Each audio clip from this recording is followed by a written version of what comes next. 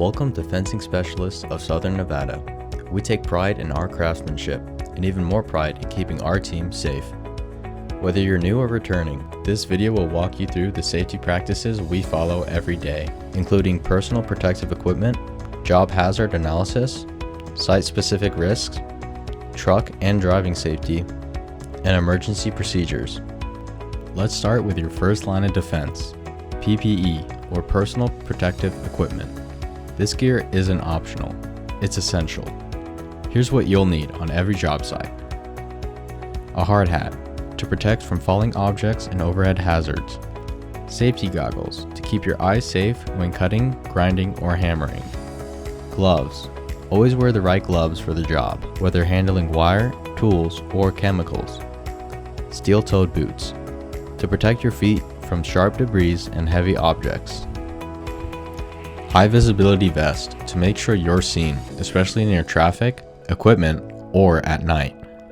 Use hearing protection when operating loud machinery. If welding or working in dusty conditions, wear a mask or respirator. Make sure your PPE is in good condition and fits properly.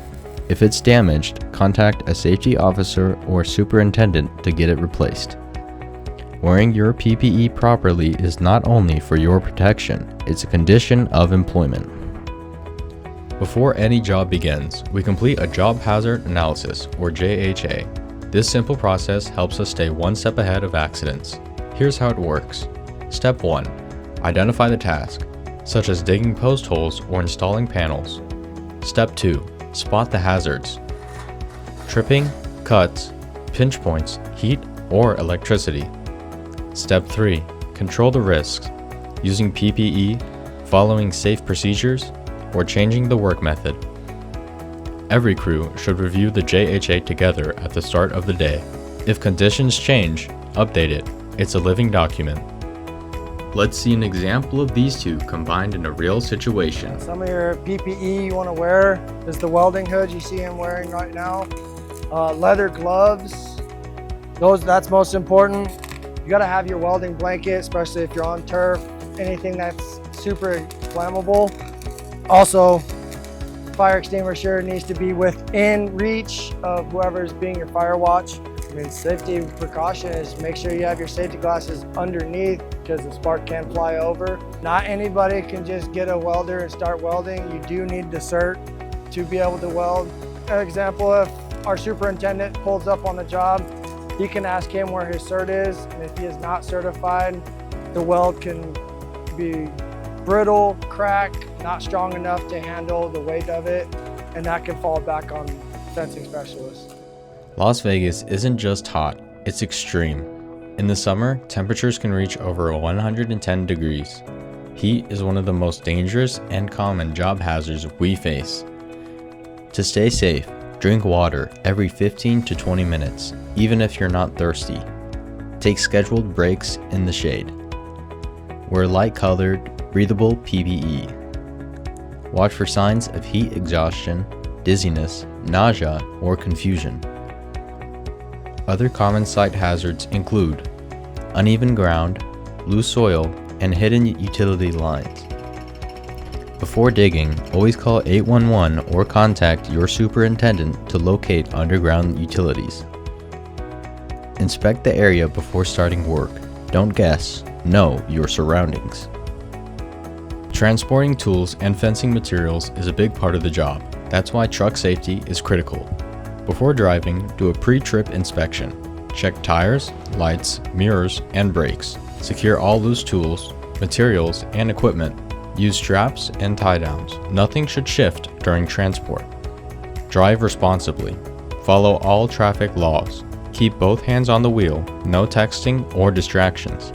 Use a spotter when backing up, especially in tight spaces. If you're towing a trailer, double check the hitch and safety chains. Make sure trailer lights are working. Take your time when turning or backing up. Safety on the road is just as important as safety on site. And remember, when you use a company vehicle, you don't just represent yourself, you're representing fencing specialists. Emergencies can happen anywhere. What matters is how we respond. Medical emergencies. Call 911 immediately for serious injuries. Provide first aid only if trained. Report the incident to your supervisor and fill out a report. Fire or explosion. Evacuate and call 911. Use a fire extinguisher only if safe and trained. Know the location of extinguishers and exit routes on site. Utility strikes. Stop work immediately. Evacuate if gas or electric lines are hit. Call 911 and notify the utility company. Weather-related hazards.